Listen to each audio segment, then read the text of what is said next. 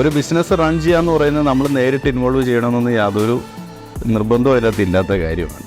അപ്പോൾ ആ ഒരു വേരിയേഷൻ എന്താണെന്ന് പഠിച്ചിട്ട് അടുത്ത ക്വാർട്ടറിലേക്കോ അല്ലെങ്കിൽ അടുത്ത വർഷത്തേക്കോ അത് കറക്റ്റ് ചെയ്ത് പോകുമ്പോഴാണ് നമ്മൾ ശരിയായൊരു സക്സസ് അല്ലെങ്കിൽ നമുക്കൊരു കൺട്രോൾ അതിലേക്ക് നമുക്ക് വരുന്നത്. അല്ല, ഇവിടുത്തെ എൻ്റർപ്രനേഴ്സിൻ്റെ മൈൻഡ് സെറ്റ് എന്ന് പറയുന്നത് ഈ ഒരു രീതിയിലായതുകൊണ്ടാണ് ശരിക്കും പറഞ്ഞാൽ ആ ഒരു വലിയ അളവിലേക്ക് ഒരു സക്സസ്സോ അല്ലെങ്കിൽ ഒരു വളർച്ചയോ നമുക്ക് ഇവിടുത്തെ ബിസിനസ്സുകാർക്ക് നേടാൻ കഴിയാതെ പോകും.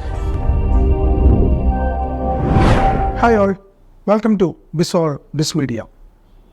ഇന്ന് എന്താണ് ബിസിനസ് കോച്ചിങ്, അത് എങ്ങനെയാണ് ഓരോ ബിസിനസ്സിനെയും അവരുടെ നേട്ടങ്ങൾക്കായി ഉപകാരപ്പെടുന്നതെന്ന് ഈ ഒരു വീഡിയോയിലൂടെ നമുക്ക് നോക്കാം.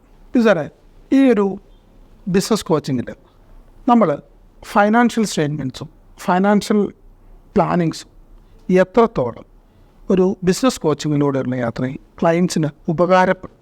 ഒരു 90% ബിസിനസ്സുകാർക്കും അല്ലെങ്കിൽ ബിസിനസ് ഓണേഴ്സിന് അല്ലെങ്കിൽ അതിൻ്റെ ഡിസിഷൻ മേക്കേഴ്സിന് ഫിനാൻഷ്യൽ സ്റ്റേറ്റ്മെൻറ്റ്സ് അല്ലെങ്കിൽ balance sheet, profit and loss ഒക്കെ കണ്ടു കഴിഞ്ഞാൽ അതെന്തൊക്കെ കുറച്ച് കണക്കുകളാണ് എന്നുള്ളതല്ലാതെ അത് നമ്മുടെ ബിസിനസ്സിൻ്റെ അകത്ത് ഏത് സ്ഥിതിയിലാണ് ഇരിക്കുന്നത്, ബിസിനസ്സിൻ്റെ ഒരു ഫൈനാൻഷ്യൽ അവസ്ഥ എന്താണെന്നൊന്നും അവർക്ക് നോക്കിയാൽ മനസ്സിലാവാറില്ല. അപ്പോൾ വളരെ സിമ്പിളായിട്ട് ഒരു statement, financial statement, balance sheet കണ്ടു കഴിഞ്ഞാൽ നമ്മുടെ ഒരു അവസ്ഥ, ഫിനാൻഷ്യൽ ഒരു സൈഡ് എന്താണ്, അതിൻ്റെ എത്ര മാത്രം നമ്മളിപ്പോൾ സ്ട്രെങ്ത്തിലാണോ അതോ വീക്ക്നെസ്സിലാണോ, ഫ്യൂച്ചറിലേക്ക് നമുക്ക് എന്തുമാത്രം പ്ലാനിങ് ഇതനുസരിച്ച് ചെയ്യാം, അല്ലെങ്കിൽ ഇമ്മീഡിയറ്റ് ആയിട്ട് നമുക്കിനി ഒരു ഫർദർ ഫണ്ട്സ് ഇനി നമുക്ക് ഇൻവെസ്റ്റ് ചെയ്യാം, മീൻസ് വേറെ എവിടെന്നെങ്കിലും കരുതേണ്ടതുണ്ടോ, ഇങ്ങനെയൊക്കെയുള്ള കാര്യങ്ങൾ ഒരു പെട്ടെന്നൊരു ലുക്കിൽ ഒരു ഓവറോൾ ഒരു അനാലിസിസിലൂടെ അല്ലെങ്കിൽ ഒരു ലുക്കിലൂടെ എങ്ങനെ അത് അവർക്ക് മനസ്സിലാക്കി കൊടുക്കാം എന്നുള്ളത് നമ്മുടെ ബിസിനസ് കോച്ചിങ്ങിൻ്റെ ഒരു ഭാഗമായിട്ട് നമ്മൾ ഓണേഴ്സിനും ഡിസിഷൻ മേക്കേഴ്സിനും വളരെ ക്ലിയർ ആയിട്ട് തന്നെ പറഞ്ഞു കൊടുക്കൽ അവർ മനസ്സിലാക്കി കൊടുക്കുന്നുണ്ടാവും. സാറേ, നമ്മൾ ഇപ്പോൾ ചെയ്യുന്ന ഒരു പ്രൊസീജിയർ ഓണ്ടർപ്രനേഴ്സ് എങ്ങനെയാണ്, ഓണ്ടർപ്രനേഴ്സ് എന്തൊക്കെ കാര്യങ്ങളാണ് കാണേണ്ടത്, എങ്ങനെയാണത് നോക്കേണ്ടത്, ഓണ്ടർപ്രനേഴ്സിൻ്റെ പോയിന്റ് ഓഫ് വ്യൂവിൽ എങ്ങനെയായിരിക്കണം ഫൈനാൻഷ്യൽ സ്റ്റേറ്റ്മെൻറ്റ് പോകേണ്ടത് എന്നാണ് നമ്മൾ നോക്കുന്നത്. സാറേ, അതുപോലെ നമ്മൾ ഈ ഒരു ഫൈനാൻഷ്യൽ സ്റ്റേറ്റ്മെൻറ്റ്സ് അല്ലെങ്കിൽ ഒരു ഫൈനാൻഷ്യൽ ലിറ്ററസി എത്രത്തോളമുണ്ട് ഓണ്ടർപ്രനേഴ്സിനിടയ്ക്ക് നമ്മുടെ ഒരു എക്സ്പീരിയൻസ് വെച്ച് നോക്കി പറയാം? പല ഓണ്ടർപ്രനേഴ്സ് ഇതിനെക്കുറിച്ചൊന്നും യാതൊരു ഗ്രാഹ്യ അറിവും ഇല്ലാത്തവർ തന്നെയാണ് ബേസിക്കലി. അവർ അതിനൊരു കൺസൾട്ടൻ്റ് എടുത്തോ അല്ലെങ്കിൽ ഒരു ചാർട്ടേഡ് അക്കൗണ്ടൻ്റ് എടുത്തോ കൊടുത്തതിന് ശേഷം അവരുടെ ഒരു വിശ്വാസം എന്ന് പറയുന്നത് ഇതെല്ലാം അവർ വളരെ കൃത്യമായിട്ട് തന്നെ നോക്കിക്കോളുന്നു. പക്ഷെ ഒരിക്കലും ഒരു ചാർട്ടേഡ് അക്കൗണ്ടൻറ്റോ അല്ലെങ്കിൽ ഒരു ഫിനാൻഷ്യൽ കൺസൾട്ടൻറ്റോ വരുമ്പോൾ അവരൊരു പണി തീർത്ത് വെച്ച് ഒരു റിട്ടേൺ ഫയൽ ചെയ്യാനുള്ളത് വേണ്ടിയിട്ടോ അല്ലെങ്കിൽ ആ ഒരു സമയത്തേക്കുള്ളൊരു നിലനിൽപ്പിനുള്ളൊരു സ്റ്റേറ്റ്മെൻറ്റ് ഉണ്ടാക്കി കൊടുക്കുകയാണ് ചെയ്യുന്നത്. അതല്ലെങ്കിൽ ചിലപ്പോൾ ബാങ്കിലെ ഒരു ലോണിൻ്റെ പർപ്പസിനായിരിക്കാം, അതിൽ വേറെ എന്തെങ്കിലും അങ്ങനെയുള്ളൊരു കാര്യങ്ങൾ വരുമ്പോഴൊക്കെ ആയിരിക്കാം ഇതിൻ്റെ ഒരു ആവശ്യം വരുന്നത്. അതിന് വേണ്ടിയിട്ടൊരു കസ്റ്റമൈസ് ചെയ്തൊരു റിപ്പോർട്ട് ഉണ്ടാക്കി കൊടുക്കുക എന്നുള്ളതല്ലാതെ അത് ബിസിനസ്സിൻ്റെ ശരിയായൊരു പിക്ചറായിരിക്കില്ല ഒരിക്കലും അവിടെ കാണിക്കുന്നത്. അപ്പോൾ ഇത് ബിസിനസ് ഓണറിന് മനസ്സിലാവുന്നത് പലപ്പോഴും ചിലപ്പോൾ ഒരു 5-10 വർഷമൊക്കെ കഴിഞ്ഞതിന് ശേഷമായിരിക്കും. കാരണം അന്ന് ഇങ്ങനെയൊക്കെ ചെയ്തതിൻ്റെ ഫലമാണ് അല്ലെങ്കിൽ അന്ന് ഇങ്ങനെയൊക്കെ നമ്മൾ ശ്രദ്ധിക്കാതെ പോയതിൻ്റെ റിസൾട്ടാണ് ഇപ്പോൾ നമ്മൾ അനുഭവിക്കുന്നത്, അല്ലെങ്കിൽ നമ്മുടെ ബിസിനസ് പൂട്ടി പോകേണ്ട ഒരു സാഹചര്യത്തിലേക്ക് വന്നതെന്ന് ഇവർക്ക് ബോധ്യമാവുന്നത് ചിലപ്പോൾ ഒരു 5 വർഷം 10 വർഷമൊക്കെ കഴിയുമ്പോഴേക്കായിരിക്കും. അപ്പോൾ അത് വരാതെ ഇവർക്ക് ജസ്റ്റ് അവർക്ക് മാത്രം മനസ്സിലാവുന്ന രീതിയിൽ അതിനെടുത്തിട്ടൊന്ന് 2-3 ഒരു കാര്യങ്ങളൊന്ന് അനലൈസ് ചെയ്ത് നോക്കുകയാണെങ്കിൽ നിലവിൽ ബിസിനസ്സിൻ്റെ സാമ്പത്തിക അവസ്ഥ എന്താണെന്നുള്ള അവർക്ക് വളരെ പെട്ടെന്ന് തന്നെ മനസ്സിലാക്കാനായിട്ട് പറ്റും. ബിസിനസ് അതുപോലെ എത്ര ശതമാനം ബിസിനസ് സ്ഥാപനങ്ങളുണ്ട് ഇന്ന് കേരളത്തിൽ പ്രോപ്പറായിട്ട് ബഡ്ജറ്റ് ചെയ്യുകയും സ്ട്രാറ്റജൈസ് ചെയ്യുകയും പ്ലാനിങ്ങിലൂടെ മുന്നോട്ട് പോകുന്നത്? അതായത് 1 മാസം, 3 മാസം, 6 മാസം, 1 വർഷം, 3 വർഷം, 5 വർഷം അല്ലെങ്കിൽ ഒരു 10 വർഷം എന്നീ ഒരു സ്ട്രക്ചറിലൂടെ നമ്മൾ ചെയ്യുന്ന ഒരു രീതിയിലൂടെ പോകുന്ന ഒരു എത്ര ശതമാനം സ്ഥാപനങ്ങളുണ്ട്? എന്നാൽ നമ്മൾ പറയുകയാണെങ്കിൽ 50% ആളുകൾ ഇതിനെക്കുറിച്ച് യാതൊരു ഗ്രാഹ്യമില്ല, ഒന്നുമില്ല, അപ്പോൾ കാണുന്ന കാര്യങ്ങളെങ്കിൽ ചെയ്തു പോകുന്നു. മിക്കവാറും ഒരു സിംഗിൾ ഓണർ ബിസിനസ് ആണെങ്കിൽ എല്ലാം ഞാൻ തന്നെയാണോ നോക്കുന്നത്, പ്രത്യേകിച്ച് വേറെ അതിൻ്റെ അകത്ത് വേറെ ആരും ഒന്നും നോക്കാനോ ബോധിപ്പിക്കാനോ ഇല്ലല്ലോ. അപ്പോൾ അതുകൊണ്ട് തന്നെ അവരതിനെക്കുറിച്ച് പ്രത്യേകിച്ച് ബോധമൊന്നാവില്ല. പക്ഷേ ഒരു 50% ആളുകൾ നമുക്കൊരു അടുത്ത വർഷം എന്തായിരിക്കും അല്ലെങ്കിൽ 2 വർഷത്തേക്കുള്ളവർക്ക് ബഡ്ജറ്റൊക്കെ കാണുകയോ അല്ലെങ്കിൽ അതിനെക്കുറിച്ച് ചിന്തിക്കുകയൊക്കെ ചെയ്യുന്നവരായിരിക്കും. എന്തെങ്കിലുമൊക്കെ അവർ എവിടെ നിന്നൊക്കെ തട്ടിക്കൂട്ടി ഒരു സ്റ്റേറ്റ്മെൻറ്റ്സ് അല്ലെങ്കിൽ കാര്യങ്ങളൊക്കെ ഒരു ബഡ്ജറ്റൊക്കെ ഉണ്ടാക്കുകയൊക്കെ ചെയ്യും. പക്ഷെ ഒരിക്കലും അതൊന്ന് ഫോളോ ചെയ്യുന്ന രീതി, കാരണം ആക്ച്വൽ സിറ്റുവേഷൻ വരുമ്പോഴും പ്ലാൻ ചെയ്തിരിക്കുന്ന കാര്യമായിട്ട് വരുമ്പോഴും റിയൽ സിറ്റുവേഷനിൽ വരുമ്പോൾ ഒരിക്കലും അത് മാച്ച് ചെയ്യണം നിർബന്ധമില്ല. ഒരു 10% ആളുകളൊക്കെയാണ് പ്രോപ്പറായിട്ട് ഇത് പ്ലാൻ ചെയ്യുകയും ബഡ്ജറ്റ് ചെയ്യുകയും ദെൻ ഈ ബഡ്ജറ്റ് ചെയ്തതിന് ശേഷം ആക്ച്വലായിട്ടൊന്ന് കമ്പയർ ചെയ്ത് നോക്കും. ഇപ്പോൾ നമ്മളൊരു 3 മന്ത്സിലേക്ക് ഇരിക്കുന്ന ബഡ്ജറ്റ് ഇട്ട് നോക്കി ദെൻ ആ ഒരു 3 months കഴിഞ്ഞ് കഴിയുമ്പോൾ ശരിക്കും 3 months എന്താണ് സംഭവിച്ചത്, നമ്മൾ പ്ലാൻ ചെയ്തത് എന്താണ്, അപ്പോൾ ഇതിൽ എന്തെങ്കിലും വേരിയേഷൻ ഉറപ്പായിട്ടും ഉണ്ടോ, അത് എന്തുകൊണ്ട് വേരിയേഷൻ വന്നു. അപ്പോൾ ആ ഒരു വേരിയേഷൻ എന്താണെന്ന് പഠിച്ചിട്ട് അടുത്ത ക്വാർട്ടറിലേക്കോ അല്ലെങ്കിൽ അടുത്ത വർഷത്തേക്കോ അത് കറക്റ്റ് ചെയ്ത് പോകുമ്പോഴാണ് നമ്മൾ ശരിയായൊരു സക്സസ് അല്ലെങ്കിൽ നമുക്കൊരു കൺട്രോൾ അതിലേക്ക് നമുക്ക് വരുന്നത്. നമ്മൾ വെറുതെ ഒരു പ്ലാൻ ചെയ്തുകൊണ്ടോ അല്ലെങ്കിൽ ഒരു ബാഗിൽ കൊടുക്കാനായിട്ട് ബഡ്ജറ്റ് പ്രിപ്പയർ ചെയ്തുകൊണ്ടോ ഒരിക്കലും അത് നമുക്കൊരു റിയൽ സിറ്റുവേഷനിൽ യാതൊരു ഫലവും നമുക്ക് ചെയ്യുന്നില്ല. അതുപോലെ തന്നെ നമ്മുടെ ഈ ഒരു റീസെൻ്റ് ആയിട്ടുള്ള ഒരുപാട് ടെക്നോളജി അപ്ഡേഷൻസ് ഫൈനാൻഷ്യൽ സൈഡിലുണ്ട്, അതുപോലെ ഉണ്ട്. ഇതൊക്കെ എത്രത്തോളം നമ്മുടെ കേരളത്തിലും അല്ലെങ്കിൽ നമ്മുടെ മലയാളി സമൂഹം എത്രത്തോളം അത് വളരെ എഫക്റ്റീവായിട്ട് യൂട്ടിലൈസ് ചെയ്യുക? ബിസിനസ്സുകാർ, അതായത് ബിസിനസ് ഓണേഴ്സോ അല്ലെങ്കിൽ ഡിസിഷൻ മേക്കിംഗ് ഏരിയയിൽ നിൽക്കുന്നവരൊന്നും ഇത് പൊതുവെ യൂസ് ചെയ്യുന്ന ആൾക്കാരല്ല. ഇത് അധികം അപ്ലൈ യൂസ് ചെയ്യുന്ന ഒരു മാനേജർ ലെവലിലോ സൂപ്പർവൈസറി തലത്തിൽ നിൽക്കുന്നവരൊക്കെയാണ് ഈ ടെക്നോളജിക്കൽ അഡ്വാൻസ്മെൻറ്റ്സോ അല്ലെങ്കിൽ അതിൻ്റെ ഒരു കാര്യങ്ങളൊക്കെ ബിസിനസ്സിലേക്ക് ഇൻറ്റഗ്രേറ്റ് ചെയ്യുന്നത്. ഓണേഴ്സ് അല്ലെങ്കിൽ അവരൊന്നും അത്രമാത്രം അതിന് ഒരു ബോധമില്ല. അപ്പോൾ ഫിനാൻസ് അനാലിസിസ് അല്ലെങ്കിൽ നമുക്കൊരു സ്റ്റേറ്റ്മെൻറ്റ് അനാലിസിസ് ചെയ്യാനുള്ള ഒത്തിരി ടൂൾസ് ഇന്ന് അവൈലബിൾ ആണ്.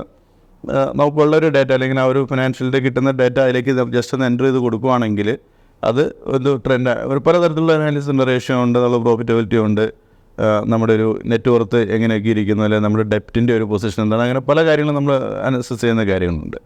അപ്പോൾ ഇതിനൊക്കെ ഒരു ഇൻഡസ്ട്രി സ്റ്റാൻഡേർഡും ഉണ്ട്. അത് വെച്ച് നമ്മുടെ ബിസിനസ്സിൻ്റെ ഏത് പൊസിഷൻ നിൽക്കുന്നു എന്ന് പറയുകയാണെങ്കിൽ നമുക്കൊന്ന് അനലൈസ് ചെയ്ത് നോക്കാം. അതായത് ഇൻഡസ്ട്രിയുടെ എത്രയാണ്, നമ്മുടെ കമ്പനിയുടെ നിലവിൽ എത്രയാണ് നിൽക്കുന്നത്. അപ്പോൾ ഇതൊക്കെ നമ്മളൊന്ന് കമ്പയർ ചെയ്ത് പഠിച്ചു പോകുമ്പോഴാണ് നമ്മൾ വെറുതെ ബിസിനസ് മാത്രം എങ്ങനെ എന്തെങ്കിലും വാങ്ങി വിറ്റ് അല്ലെങ്കിൽ എന്തെങ്കിലും ഉൽപ്പാദിപ്പിച്ച് വിറ്റുകൊണ്ടിരിക്കുന്നതുകൊണ്ട് മാത്രം നമുക്കൊരു ഹൈ എൻഡിലേക്ക് നമുക്ക് പോകാനൊന്നും പറ്റില്ല. ഈ വക കാര്യങ്ങളെല്ലാം കൂടി നമ്മൾ പഠിച്ച് അതുമൊക്കെ അപ്ലൈ ചെയ്ത് പോകുമ്പോഴാണ് ഒരു ബിസിനസ്സിൻ്റെ ലോങ് റണ്ണിലേക്ക് ഒരു ഫൈനാൻഷ്യൽ ഫ്രീഡം ലെവലിലേക്കൊക്കെ നമുക്ക് എത്താനായിട്ട് കഴിയുന്നത്. അതായത് റീഇൻവെസ്റ്റ് ചെയ്യാനൊക്കെ ഒരു ഫണ്ട് നമുക്ക് പ്രൊഫഷനിലിട്ട് വെക്കാനൊക്കെ നമുക്ക് പറ്റുക. സോറി, അതുപോലെ നമ്മുടെ ബിസിനസ്സിൻ്റെ ലീഡർഷിപ്പ് നമ്മൾ വളരെ കൃത്യമായിട്ട് നമ്മൾ അത് എംഫസൈസ് ചെയ്ത് പറയാറുമുണ്ട്, അതവരെ വളർത്തിയെടുക്കാറുണ്ട്. അപ്പോൾ കേരളത്തിലെ ഒരു ബിസിനസ്സിൻ്റെ ഒരു രീതി വെച്ചിട്ട് അവരെത്രത്തോളം അവരുടെ അണ്ടർ ലീഡേഴ്സിനെ അവർ വളർത്തിയെടുക്കുന്നുണ്ട്, അല്ലെങ്കിൽ അത് ഇതിൻ്റെ ആവശ്യകത എന്താണ് എന്നൊന്ന് അഡ്രസ്സ് ചെയ്യാം. അത് നമുക്ക് ഏറ്റവും വലിയ എക്സാമ്പിൾ നമുക്ക് എല്ലാവർക്കും അറിയാവുന്ന യൂസഫ് അലി സാറിനെ തന്നെ ഒന്ന് വെച്ച് നോക്കുക. അദ്ദേഹം ഒരു ബിസിനസ്സിലും ഡയറക്റ്റ്ലി ഇൻവോൾവ് ചെയ്യുന്ന ആളല്ല. പല രാജ്യങ്ങളിൽ 40-ലധികം രാജ്യങ്ങളിൽ സിമ്പിളായിട്ട് വളരെ അദ്ദേഹം ബിസിനസ് ചെയ്ത് പോകുന്നുണ്ട്. ചിലപ്പോൾ അദ്ദേഹം കാണാത്ത ബിസിനസ് സ്ഥാപനങ്ങൾ വരെ ചിലപ്പോൾ ഉണ്ടായേക്കാം. ഇപ്പോൾ ഒരു ബിസിനസ് റൺ ചെയ്യാന്ന് പറയുന്നത് നമ്മൾ നേരിട്ട് ഇൻവോൾവ് ചെയ്യണമെന്നൊന്നും യാതൊരു നിർബന്ധവും അതിനകത്ത് ഇല്ലാത്ത കാര്യമാണ്. നമുക്ക് വിശ്വാസമുള്ള നമ്മളെപ്പോലെ തന്നെ കാര്യങ്ങൾ കൈകാര്യം ചെയ്യാൻ കഴിയുമെന്ന് ഉറപ്പുള്ള ആളുകളെ ബിസിനസ് ഏൽപ്പിക്കുക എന്നുള്ളതാണ്. Second level, third level business ലീഡേഴ്സിൻ്റെ കാര്യങ്ങൾ ഏൽപ്പിച്ചു കൊടുക്കുക എന്നുള്ളതാണ് ഒരു വലിയ അളവിലേക്ക് നമ്മൾ ബിസിനസ് കൊണ്ടുപോകണമെങ്കിൽ. പക്ഷെ നമ്മുടെ ഒരു നിർഭാഗ്യമെന്ന് പറയട്ടെ, 90% ബിസിനസ്സുകാരും ആ ഒരു കാര്യത്തെക്കുറിച്ച് യാതൊരു അറിവോ ബോധമോ അവർക്ക് അങ്ങനെ ഒരു വിസിറ്റം കിട്ടിയിട്ടില്ല. അവർ വിചാരിക്കുന്നത് ഞാനൊരു ദിവസം ബിസിനസ്സിൽ നിന്ന് മാറി നിന്നാൽ എൻ്റെ ബിസിനസ്സിൽ മുന്നോട്ട് പോകില്ല, അല്ലെങ്കിൽ ഒരു മാസം ഞാനിവിടെ നിന്ന് മാറിയത് ചിലപ്പോൾ ബിസിനസ് പൂട്ടിപ്പോവും. അതുകൊണ്ട് 24 മണിക്കൂറും 365 ദിവസവും എൻ്റെ കാരണം അവിടെ വേണമെന്ന് ചിന്തിക്കുന്ന തരത്തിലാണ് ഒരു 90% ബിസിനസ്സുകാരെ നമ്മൾ കേരളത്തിലൊക്കെ വെച്ച് നോക്കുകയാണെങ്കിൽ അവരൊരു മൈൻഡ് സെറ്റ് എങ്ങനെ. അതുകൊണ്ടാണ് ഇവിടെ ഒരു ബിസിനസ് തുടങ്ങി അതിൽ തന്നെ ആളുകൾ ഒതുങ്ങി പോകുന്നത്. അവർക്ക് വളരാനുള്ള സ്കോപ്പ് ഉണ്ടെങ്കിൽ പോലും അവർ പേടിച്ചിട്ട് എന്ത് ചെയ്യില്ല, രണ്ടാമത്തെ ഒരെണ്ണം തുടങ്ങില്ല. കാരണം ഞാൻ രണ്ടാമത്തേലേക്ക് മാറിക്കഴിയുമ്പോൾ ഈ ഒന്നാമത്തേത് നോക്കാൻ ആളുണ്ടാവില്ല, ചിലപ്പോൾ അതിൽ തകർച്ച വരുമോ എന്ന് പേടിച്ചിട്ട് ഇതിനേക്കാൾ വലിയൊരു ഓപ്പർച്യൂണിറ്റി സെക്കൻഡ് ഉണ്ടെങ്കിൽ പോലും അവരെന്ത് ചെയ്യില്ല, അങ്ങോട്ട് കാര്യമെടുത്ത് വെക്കാനായിട്ടുള്ള ഒരു മടി ഈ ഒരു കാര്യത്തിൽ എപ്പോഴും അവരുടെ മുന്നിൽ ഉണ്ട്. അതൊരു റിയാലിറ്റിയാണ്. ശരിക്കും ബിസിനസ് കേരളത്തിൽ വളരാൻ അവസരങ്ങൾ ഇല്ലാത്തത് കൊണ്ടല്ല, ഈ മൈൻഡ് സെറ്റ്, നമ്മുടെ ഇവിടുത്തെ എൻ്റർപ്രനേഴ്സിൻ്റെ മൈൻഡ് സെറ്റ് എന്ന് പറയുന്നത് ഈ ഒരു രീതിയിലായതുകൊണ്ടാണ് ശരിക്കും പറഞ്ഞാൽ ആ ഒരു വലിയ അളവിലേക്ക് ഒരു സക്സസ്സോ അല്ലെങ്കിൽ ഒരു വളർച്ചയോ നമുക്ക് ഇവിടുത്തെ ബിസിനസ്സുകാർക്ക് നേടാൻ കഴിയാതെ പോകുന്നത്. അതുപോലെ ഫെയിൽ ബെറ്റർ എന്ന് പറഞ്ഞ ഒരു കോൺസെപ്റ്റ് വർക്കൗട്ട് ആണെങ്കിൽ നിലവിലുള്ള നമ്മൾ പഠിച്ച അറിവും അത് കഴിഞ്ഞ് അത് എക്സ്പീരിയൻസ് ചെയ്ത് കഴിയുമ്പം നമുക്കുണ്ടാകുന്ന ആ ഒരു പരാജയങ്ങളുണ്ട്. അതിൽ നിന്നാണ് പിന്നെ നമ്മൾ അടുത്ത പഠനങ്ങളിലാണ് ഫെയിൽ ബെറ്റർ എന്ന് പറയുന്ന കോൺസെപ്റ്റ് സക്സസ്ഫുള്ളി വരുന്നത്. ഈ ഒരു ഫെയിൽ ബെറ്റർ എന്ന് പറയുന്ന കോൺസെപ്റ്റിൽ നമ്മുടെ ഓൺടർപ്രണേഴ്സിന് അവർ റൈറ്റ് ആയിട്ടുള്ള ഒരു വിസ്ഡം, അതായത് പ്രോപ്പറായിട്ട് അവർക്ക് കിട്ടുന്നുണ്ടോ, അതായത് പല ട്രെയിനിങ്ങുകൾ അവർ അറ്റൻഡ് ചെയ്യുന്നുണ്ട്, പറയാറുണ്ട് നമ്മുടെ അടുത്ത്. പക്ഷേ അവർക്ക് ആ ട്രെയിനിങ്ങിൽ നിന്ന് പഠിച്ച കാര്യങ്ങൾ നമ്മൾ തന്നെ പല പ്രാവശ്യം മൾട്ടിപ്പിൾ ക്വസ്റ്റ്യൻസിലൂടെ ചോദിച്ചു കഴിയുമ്പോഴാണ് അവർ റെക്കഗ്നൈസ് ചെയ്യുന്നത്. അങ്ങനെ ആ ഒരു ട്രെയിനിങ് ആൻഡ് കോച്ചിങ്ങിൻ്റെ ഡിഫറൻസ് ഒന്ന് നമ്മുടെ പ്രഷർ. ഓക്കെ, തീർച്ചയായിട്ടും വളരെ റെലവൻ്റ് ആയിട്ടുള്ളൊരു ചോദ്യമാണ് ചോദിച്ചത്. പ്രത്യേകിച്ച് ഇപ്പോഴത്തെ ഒരു കാലഘട്ടത്തിൽ വളരെ പ്രസക്തമാണ്. നമ്മളോട് ഒരാൾ വന്ന് നമ്മൾ പറയുകയാണ് ഫുട്ബോൾ കളിക്കേണ്ടത് ഇങ്ങനെയാണ്, ഫുട്ബോൾ ഗ്രൗണ്ടിൽ ഇങ്ങനെ നമ്മൾ കൊണ്ടുപോയി ഇടണം, അത് തട്ടി ഒരാൾക്ക് പാസ് ചെയ്ത് കൊടുക്കണം, ഇത് ചെയ്യണം, അവിടെ ഗോൾ പോസ്റ്റ് ഉണ്ട് അവിടെ അടിക്കണം. അപ്പോൾ ചിലർ നമ്മൾ ഡിഫെൻഡ് ചെയ്യാൻ വരും, അവരെ നമ്മൾ അങ്ങനെ വെട്ടിക്കണം ഇങ്ങനെ വെട്ടിക്കണം എന്ന് ഒരാളിരുന്ന് പറഞ്ഞു കൊടുക്കുക എന്നുള്ളതാണ് ശരിക്കും പറഞ്ഞാൽ ട്രെയിനിങ് എന്ന് പറയുന്നത്. പക്ഷെ ഇങ്ങനെ ഒരാൾ പറഞ്ഞു കേട്ട് ഇതിൻ്റെ തിയററ്റിക്കൽ കാര്യങ്ങൾ മുഴുവൻ പഠിച്ച് ഗ്രൗണ്ടിലേക്ക് ഇറങ്ങിയാൽ അദ്ദേഹത്തിന് പന്ത് ഒറ്റ പ്രാവശ്യം തട്ടാൻ ചിലപ്പോൾ കഴിയുള്ളൂ. രണ്ടാമത് അദ്ദേഹത്തിൻ്റെ പാദത്തിൽ ചിലപ്പോൾ 1 മണിക്കൂർ 2 മണിക്കൂർ കിടന്ന് കളിച്ചാലും ആ പാദത്തിലേക്ക് പിന്നീട് ഒരു പന്ത് കിട്ടണമെന്നില്ല.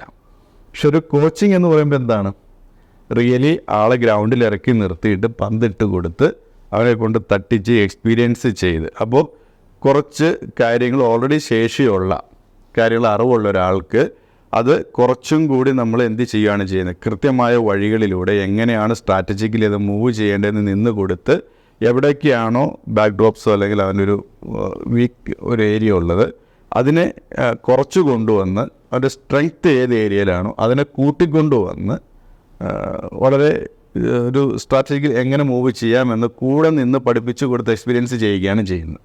ട്രെയിനിങ് ഞാൻ നേരത്തെ പറഞ്ഞാൽ ജസ്റ്റ് നമ്മൾ തിയററ്റിക്കലി പറഞ്ഞു കൊടുക്കുകയാണ്, നിങ്ങൾ പന്ത് വരുമ്പോൾ ഇങ്ങനെ വരുമ്പോൾ അങ്ങോട്ട് തട്ടി കൊടുക്കണം ഇങ്ങോട്ട് തട്ടി കൊടുക്കണം. പക്ഷേ ആ ഒരു അറിവ് കൊണ്ട് ഒരിക്കലും നമുക്ക് ഗ്രൗണ്ടിൽ ഇറങ്ങി എന്ത് ചെയ്യാൻ കഴിയില്ല, കളിക്കാൻ പറ്റില്ല. പക്ഷേ ഒരു കോച്ചിൽ നിന്ന് പറയുന്നത് കൂടെ നിന്ന് പന്തിട്ട് കൊടുത്ത് അവിടെ തട്ടി എവിടെ ഇടണം എന്ന് അവനെ കൊണ്ട് എക്സ്പീരിയൻസ് ചെയ്യുകയാണ്. തട്ടിച്ച് കളിച്ച് വെട്ടിച്ച് അടിച്ച് കളിച്ചിപ്പിച്ചാണ് എന്ത് ചെയ്യുന്നത്, അവനെ ഒരു വലിയ പ്ലെയറായിട്ടൊരു ഇൻ്റർനാഷണൽ ലെവലിലേക്ക് അവനെ വളർത്തിക്കൊണ്ട് വരാൻ കഴിയുന്നത്. അതാണ് ശരിക്കും ഒരു ട്രെയിനിങ്ങും കോച്ചിങ്ങും തമ്മിലുള്ളൊരു വ്യത്യാസം ഒറ്റയടിക്ക് നമുക്ക് പറയാൻ പറ്റുന്നത്.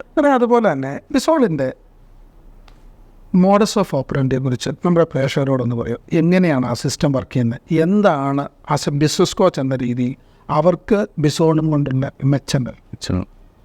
ബിസോൾ എന്ന് പറയുന്നത് ഫോം ചെയ്തത് തന്നെ ഞങ്ങളൊരു 5 പേര്, ഒരു 5 ഏരിയയിൽ എക്സ്പേർട്സ് ആയിട്ടുള്ള നമ്മുടെ പല ദിവസങ്ങളിലെ പല കാര്യങ്ങളുടെ ഡിസ്കഷനോട് ഉരുത്തിരിഞ്ഞ് വന്ന ഞങ്ങളൊരു ആശയമാണ് ഒരു ബിസിനസ് കോച്ചിങ് കമ്പനി രാജ്യത്തെയും ബിസിനസ്സുകാരെ സപ്പോർട്ട് ചെയ്യുന്നതിന് വേണ്ടിയിട്ട് ഉരുത്തിരിഞ്ഞ് വന്നൊരു ആശയമാണത്.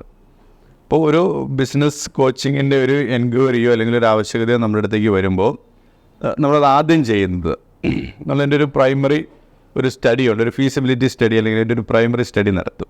അപ്പോൾ എന്താണ് നിലവിൽ ആ ഒരു ബിസിനസ്സിൻ്റെ അവസ്ഥ എന്താണ്, അപ്പോൾ അല്ലെങ്കിൽ ബിസിനസ്സുകാരൻ എന്തുദ്ദേശിച്ചിട്ടാണ് ആ ഒരു ബിസിനസ് സ്റ്റാർട്ട് ചെയ്തിട്ടുള്ളത്, എന്തുകൊണ്ടാണ് ആ ഒരു ലക്ഷ്യത്തിലേക്ക് ഈ ബിസിനസ് എത്താത്തത്. അപ്പോൾ അതിൻ്റെ ഒരു ഗ്യാപ്പ് സ്റ്റഡി ഒരു അനാലിസിസ് നടത്തി ഈ 5 പേരും കൂടി ചേർന്നിട്ടാണ് ഒരു മാസ്റ്റർ മൈൻഡായിട്ടിരുന്ന് ഈ 5 പേര് 5 ഏരിയയിലുള്ള എക്സ്പേർട്സ് ചെയ്ത് ആ 5 സൈഡിൽ നിന്നുകൊണ്ട് അല്ലെങ്കിൽ 5 ആംഗിളിൽ നിന്ന് തന്നെ ചിന്തിക്കുക. അപ്പോൾ ഫൈനാൻസ് സൈഡിൽ നിന്ന് നോക്കുക, ഓപ്പറേഷൻ സൈഡിൽ നിന്ന് നോക്കുക, മാർക്കറ്റിംഗ് സൈഡിൽ നിന്ന് നോക്കുക, അതിൻ്റെ ഒരു റിസർച്ച് അല്ലെങ്കിൽ ഒരു വിസിബിലിറ്റി അല്ലെങ്കിൽ ആ ഒരു തരത്തിലുള്ള ഒരു സൈഡിൽ നിന്ന് നോക്കുക. അപ്പോൾ എവിടെയാണ് ഇത് എന്നുള്ളത് ഒരു 48 hours തന്നെ നമുക്ക് ഒരു ബിസിനസ് നമ്മുടെ അടുത്ത് വന്നു കഴിഞ്ഞാൽ, ഒരു ബിസിനസ് കോച്ചിങ്ങിൻ്റെ ഒരു എൻക്വയറി അല്ലെങ്കിൽ അതിൻ്റെ ഒരു ലീഡ് വന്നു കഴിഞ്ഞാൽ നമുക്കതിനെ അസസ് ചെയ്ത് അവർക്ക് പറഞ്ഞു കൊടുക്കാനായിട്ട് പറ്റും. അപ്പോൾ എവിടെയാണ് വീക്ക്നെസ്, ചിലപ്പോൾ ചിലർക്ക് വേണ്ടത് മെൻറ്ററിങ് ആയിരിക്കാം, ചിലർക്ക് വേണ്ടത് കൺസൾട്ടിങ് ആയിരിക്കാം, ചിലർക്ക് വേണ്ടത് ഒരു 1 year കോച്ചിങ് തന്നെയായിരിക്കാം, ചിലപ്പോൾ ഇതെല്ലാം കൂടി മിക്സ് ചെയ്തിട്ടുള്ളൊരു കാര്യം അല്ലെങ്കിൽ ഒരു സപ്പോർട്ട് കൂടി ആയിരിക്കും അവർക്ക് വേണ്ടത്. അപ്പോൾ ഇത് ഏതാണ് എന്ന് നമ്മൾ മാസ്റ്റർ മൈൻഡിൽ, അതായത് ഞങ്ങൾ 5 പേരും കൂടി ഇരുന്ന് ആ കാര്യങ്ങൾ ഡിസ്കസ് ചെയ്ത് ഓപ്പണായിട്ട് ഡിസ്കസ് ചെയ്തൊരു മാസ്റ്റർ മൈൻഡ് ഒരു ഇതിലേക്ക് കൊണ്ടുവന്നിട്ടാണ് അതിനൊരു സൊല്യൂഷൻ അല്ലെങ്കിൽ എന്താണ് ഇനി അതിൻ്റെ ഒരു ഫർദർ ആ ഒരു ബിസിനസ്സിൽ വേണ്ടതെന്നുള്ള സ്ട്രാറ്റജീസും മറ്റു കാര്യങ്ങളൊക്കെ ഡെവലപ്പ് ചെയ്യുന്നത്. സാറേ, നമ്മുടെ ഒരു കോച്ചിങ് കോൺട്രാക്റ്റ് സ്റ്റാർട്ട് ചെയ്ത് കഴിഞ്ഞാൽ ആ ഒരു പ്രൊസീജിയർ ബിസോളിൻ്റെ വ്യൂവേഴ്സിന് അതെങ്ങനെയാണെന്ന് എക്സ്പ്ലെയിൻ ചെയ്തിട്ടുണ്ട്. അപ്പോൾ നമുക്കൊരു കോച്ചിങ് എഗ്രിമെൻറ്റ് കഴിഞ്ഞ് കഴിഞ്ഞാൽ നമ്മൾ കോച്ചിങ് സ്റ്റാർട്ട് ചെയ്യുമ്പോൾ 1 year പ്രോഗ്രാമാണ് ഒരു ബിസിനസ് കോച്ചിങ് എന്ന് പറയുന്നത്. അപ്പോൾ 52 weeksലേക്ക് അത് ഡിവൈഡ് ചെയ്തിട്ട് week 1 തൊട്ട് എന്താണ് ചെയ്യേണ്ടതെന്നുള്ളതിനൊരു കൃത്യമായിട്ടുള്ളൊരു ഷെഡ്യൂൾ ആദ്യം തന്നെ ഉണ്ടാവും. ദെൻ അത് കഴിഞ്ഞിട്ട് നമ്മളൊരു മന്ത്ലി എന്താണ്, ക്വാർട്ടർലി എങ്ങനെയാണ്, അപ്പോൾ കൃത്യമായിട്ടുള്ള ഒരു ഷെഡ്യൂൾ 1 yearലേക്ക് നമ്മൾ പ്രിപ്പയർ ചെയ്തതിന് ശേഷമാണ് കോച്ചിങ് തുടങ്ങുന്നത്. ദെൻ അവിടെ തന്നെ നമുക്ക് ഒരു കോച്ചിനെ ഞങ്ങൾ 5 പേര് മാസ്റ്റർമൈൻഡിലുള്ള 5 പേരിൽ ഒരാളെ അവിടുത്തെ ഒരു എക്സ്ക്ലൂസീവായിട്ടൊരു കോച്ചായിട്ട് ആ ഒരു പ്രോഗ്രാമിന് അല്ലെങ്കിൽ ആ ഒരു ബിസിനസ് കോച്ചിനായിട്ട് കൊടുക്കും. ദെൻ ഒരു അസിസ്റ്റൻ്റ് കോച്ചും കൂടി അതിൻ്റെ കൂട്ടത്തിൽ ഉണ്ടാവും.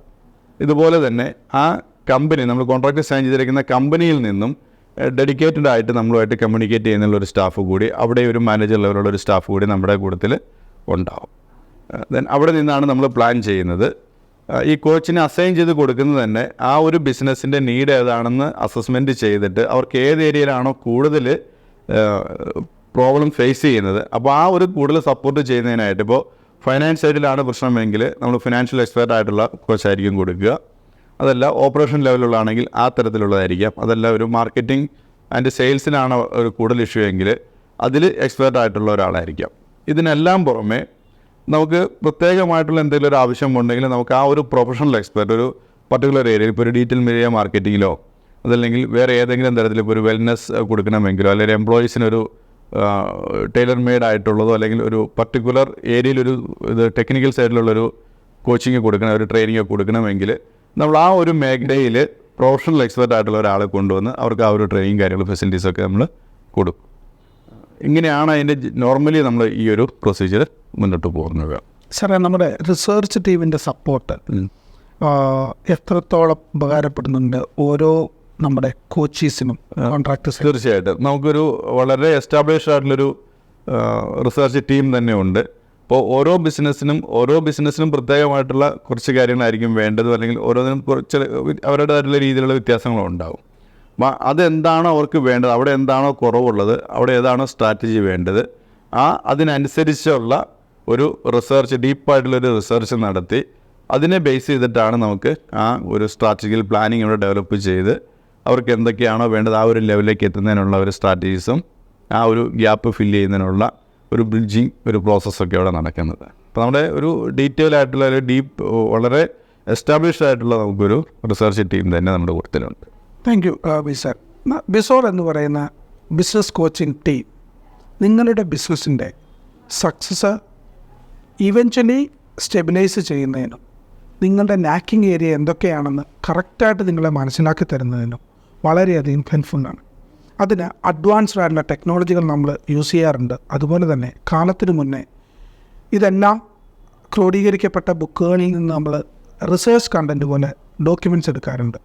ഓരോ ബിസിനസ്സിനും എന്താണ് ഏറ്റവും റെലവൻറ്റ് എന്ന് മനസ്സിലാക്കി പലവട്ടം നമ്മുടെ ടീമുകളിലും റിസർച്ച് ടീമുകളിലും അത് പരീക്ഷണാടിസ്ഥാനത്തിൽ നമ്മൾ നടത്തിയതിന് ശേഷമാണ് ബിസിനസ്സിൽ ഇംപ്ലിമെൻ്റ് ചെയ്യുന്നത്.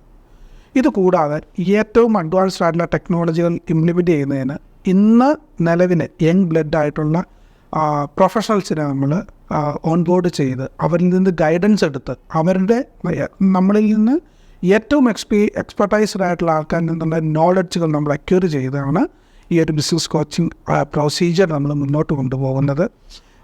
ഇനി വരുന്ന വീഡിയോകളിലൂടെ ഒരുപാട് നമ്മുടെ ബിസിനസ് കോച്ചിങ്ങിൻ്റെ കോച്ചേഴ്സിൻ്റെ എക്സ്പീരിയൻസ് ഷെയർ ചെയ്യുന്നതായിരിക്കും. ഇത്രയും നേരം ഞങ്ങളുടെ ബിസിനസ് കോച്ചിങ്ങിൻ്റെ ആശയങ്ങൾ ശ്രവിച്ച നിങ്ങൾക്കെല്ലാവർക്കും നിസോണിൻ്റെ ഭാഗത്തു നിന്ന് നന്ദി രേഖപ്പെടുത്തുന്നു. Thank you.